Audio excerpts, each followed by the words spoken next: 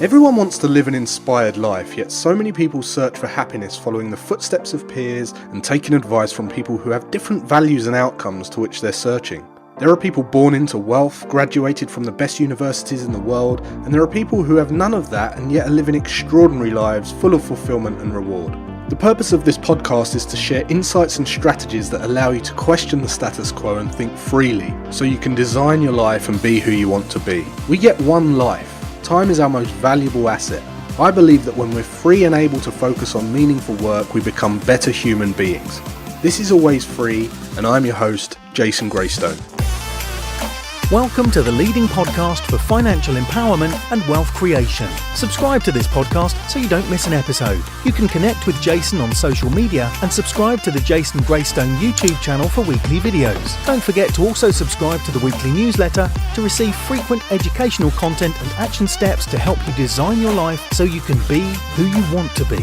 For news on all future events and updates, go to jasongreystone.com. Alright, welcome back to the podcast, guys. Hope you had a good week. Missed a week last week, so you've probably noticed there's a little bit of a gap. We had a big online event for the trading community, so I was out of action for a week, but wanted to crack straight on this week and get stuck back into it. Hopefully you're enjoying the podcast. If this is the first time you're listening, this is the number one podcast for financial empowerment and wealth creation. And hopefully you've got some nuggets if you've been listening over the last 23 episodes.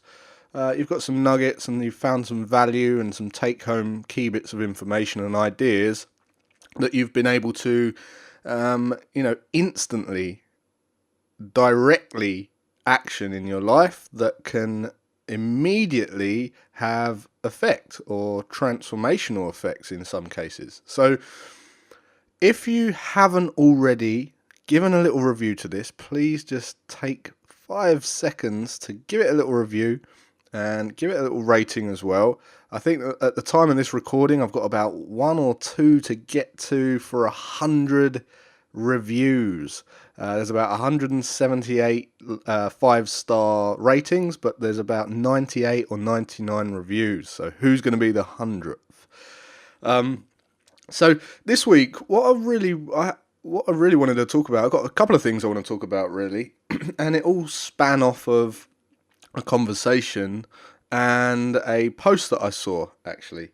So the first thing I want to talk about is this idea of retirement, okay? Because this podcast is all about empowerment and financial empowerment and wealth creation, okay? So chances are the people listening to this podcast have got kind of a different outlook on retirement. It's not, it's not maybe seen as the same thing as, the majority of people, I guess. And the other day I saw this post from a young girl who was on, I think it was on an Instagram story, and this young girl is about 22 or 23, okay?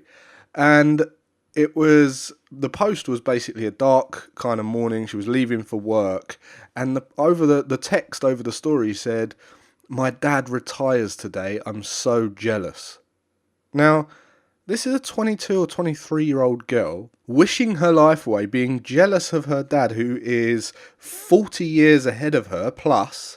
And she's jealous of the retirement because she thinks that she's got to spend 45 years doing something that she hates to get to this day where you just pack it all in. And it really put things into perspective, for me even, of how some people view retirement.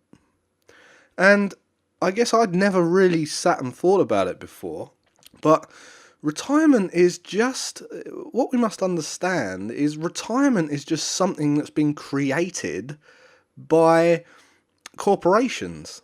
Okay, it's not something that you're not naturally, no one is naturally going to want to get to 65 years old and then say, right, that's it, I'm done, I'm going to sell all my gear, sell all my equipment, I'm turning the camera off, turning the phone off, turning this podcast off, that's it, I'm done.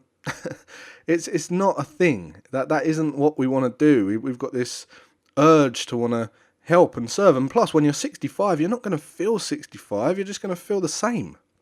You don't just overnight change and you become like, oh, that's it, I'm done, I can't do anything anymore. So the only reason that we have this retirement is because one day Ford Motors had this genius idea that they could get people to work for them by saying, if you come and work for me for, cheap for 40 years, we will then pay you for 40 years. And what you have to do is you have to work till you're 65, and then we'll pay you an income for the rest of your days. And everyone was like, well, yeah, that sounds like a good deal. But at the time when they set it up, people weren't living as long. Okay, so people weren't living as long as they do now. We're living longer and longer and longer. So they thought, they had the upper hand, and they did to a degree. But then when people started living longer, it didn't matter because no one was taking advantage of the pension anyway. People weren't paying into it. They weren't, they just wasn't taking it. So they were like, the corporations were rubbing their hands together because they were thinking, well, we've got these workers who are just going to work for us now for cheap, and we don't even have to pay them at the end of it. We have to pay them a tiny amount, a minimum amount. So the reason everyone looks forward to a pension are the people, is because they've been in a job that they're disempowered in. They're resentful, or they don't get up every morning wanting to do that job. So they look forward to the 65 point where they can go, now I can stop working.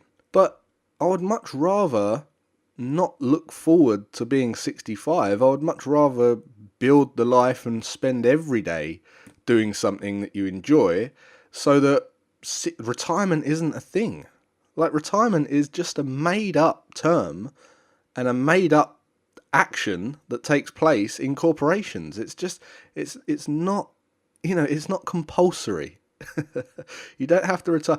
I'd never see, Bill Gates and Warren Buffett and, I'm sure Steve Jobs, if he was still here, he wouldn't be retiring at 65. In fact, I'm sure Steve Jobs, before he died, he would have given anything to kind of carry on.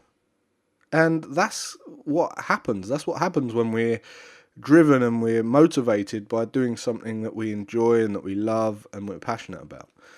So what it kind of made me start thinking about was how we are so indoctrinated and how we've been kind of manipulated and brainwashed into these kind of perpetuated, handed down methodologies and thought processes. And it started to make me think, because this is very, very common.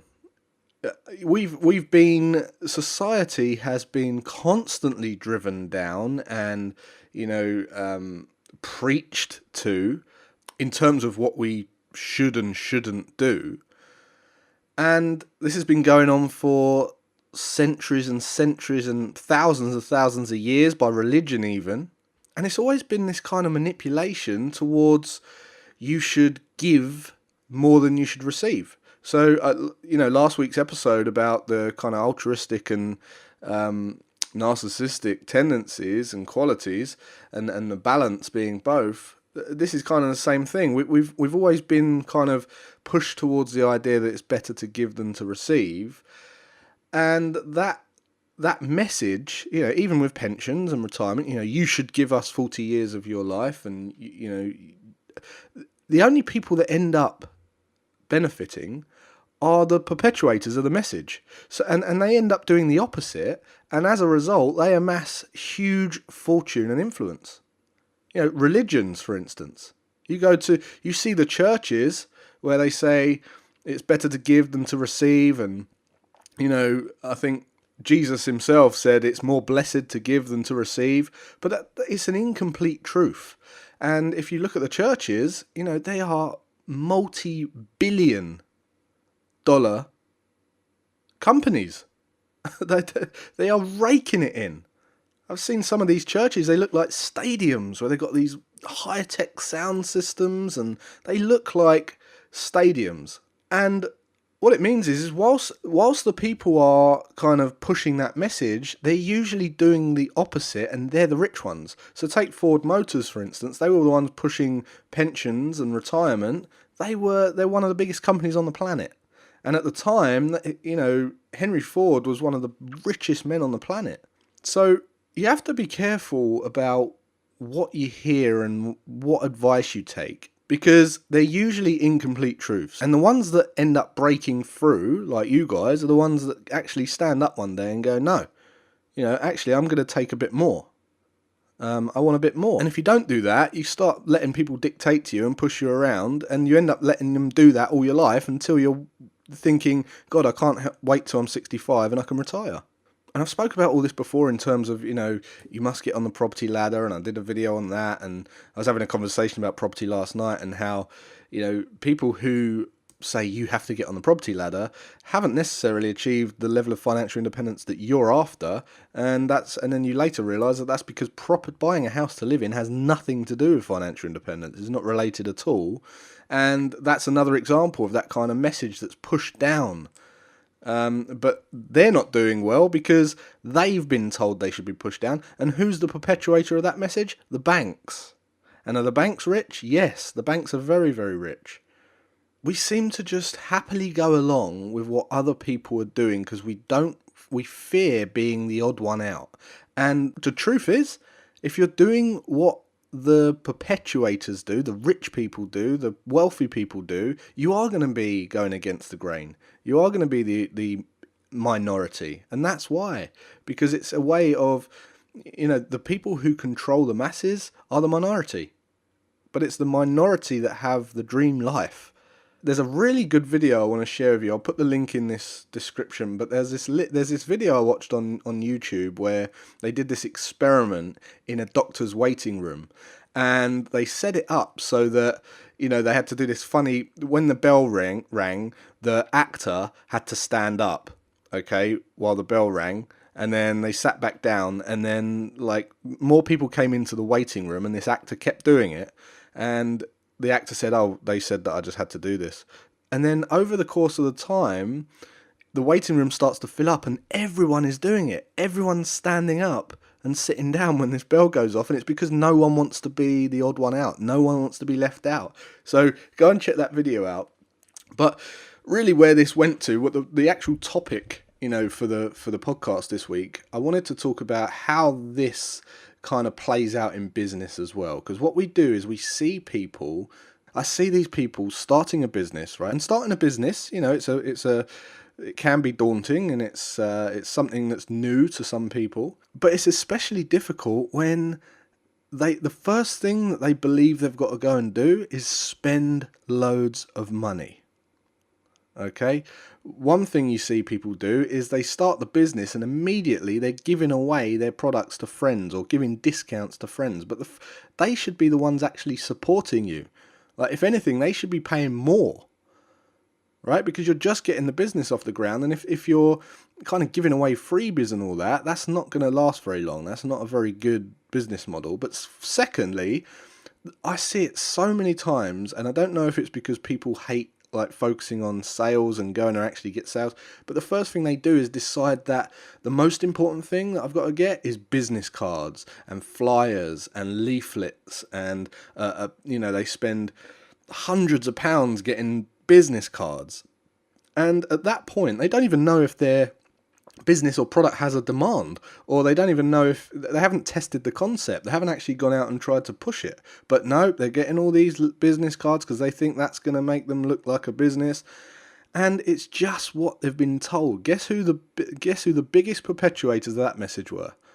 One of the oldest entrepreneurs, which are the printers. Okay, you've got to have business cards. You've got to look. You don't have to have business cards anymore. We're a digital world. I've never ever had a business card ever. In fact, I refuse. When we go to meetings, I remember when I used to go to meetings and they'd be like, "Oh, have you got a business card?" I was like, "No, I don't carry them." And they'd be like, "Oh, how come?" And I was like, "Well, you've obviously got my details. I'm here. I'm in this meeting. So you had all my details to arrange the meeting, and now you're asking for a business card. It's just weird." And I get that they're good for networking if you're just meeting people and giving details. And I think if anyone's listening to this, I think someone should create an app where you do like a contactless business card where you just splash the phone, beep, and it just converts the business details across the phone. But anyway, going off on a bit of a tangent. But another thing I see is people start like thinking they've got to spend thousands of pounds on a website, a flash website. I've seen people spend 10, 20 grand on a website before their business is selling products. And I've seen people do big launch parties where they'll spend 10, 15, 20 grand on a launch party. And that is the last thing you want to do when you're starting a business. And if you're doing all that stuff, it's no wonder that people are worried about starting a business. It's no wonder, right? My advice is to be as lean as possible when you start a business, particularly in today's age where there's no need to spend any money. So I've just started a company called the Greystone Education, okay, and this is going to be where my Tears of Freedom program is hosted, and I've got big plans for this company, right? I'm going to be working with schools, kids, really changing the world in terms of financial empowerment and wealth creation. And I've just, let me run you through some costs, right? I decided that was going to be the company, Greystone Education. I set up a website. I bought a domain. I bought Greystone. I bought the tearsoffreedom.com, which was £23. Okay. I then bought a website. Okay, so the website cost me £59. And then the formation of the company, the actual formation of the company, cost about £79. Now, the plan for this company, this in particular company, because I've planned it, okay, because another big thing that people go into business, the mistake they make is thinking they've got to have this big idea and maybe it will or won't work. Well, there's no maybe about it. When the likes of Apple and Google and Amazon, they sit down, they don't ever sit around a table and go, oh, maybe it'll work. Let's try this. They don't do that. There's a plan. So how I've planned the distribution of services through this particular business, it should get to around between 360 and £500,000 in the first 12 months, and then 1.3 million in year 2, 1.8 million in year 3, and then it will be scaled up, depending on venturing into different territory, markets, products, and utilizing partnerships. But that is a very solid plan, and it's a realistic plan for a company that cost around, under £200 to start. And the most important thing is here, before I've started the company, I haven't worried about business cards, leaflets, flyers, tens of thousands of pounds on websites. What I've focused on is delivering lots and lots of value and proving the concept, proving the demand. These newsletters, these podcasts, me going to do talks at schools and businesses, people coming up to me saying that was mind-blowing, the feedback on the podcast, the feedback on the newsletter. I'm now confident that I can go out and serve and there's a demand for what I'm teaching, and I know that I can help people. Now, what has that cost me? It's cost me a few hours of my time writing newsletters and podcasts. I haven't spent a penny on proving the concept.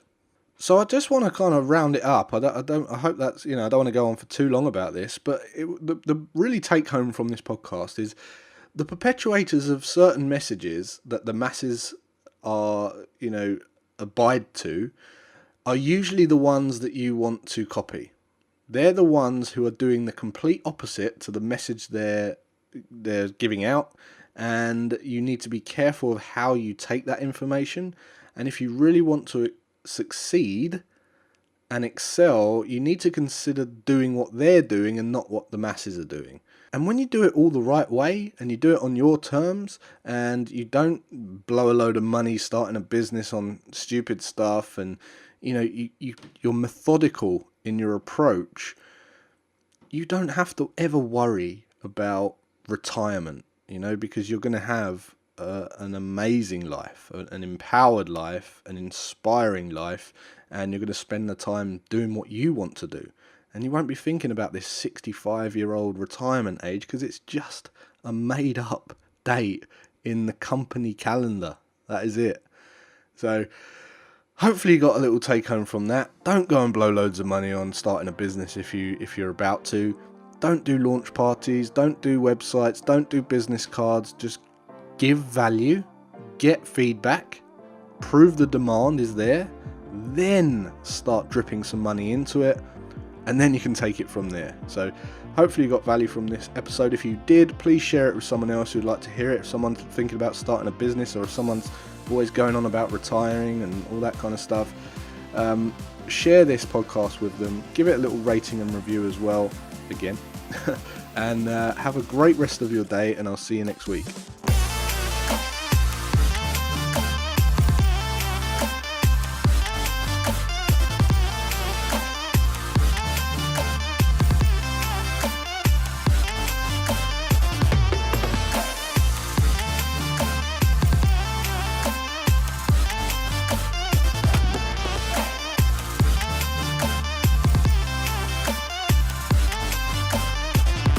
Subscribe to this podcast so you don't miss an episode. For news on all future events and updates, go to jasongreystone.com.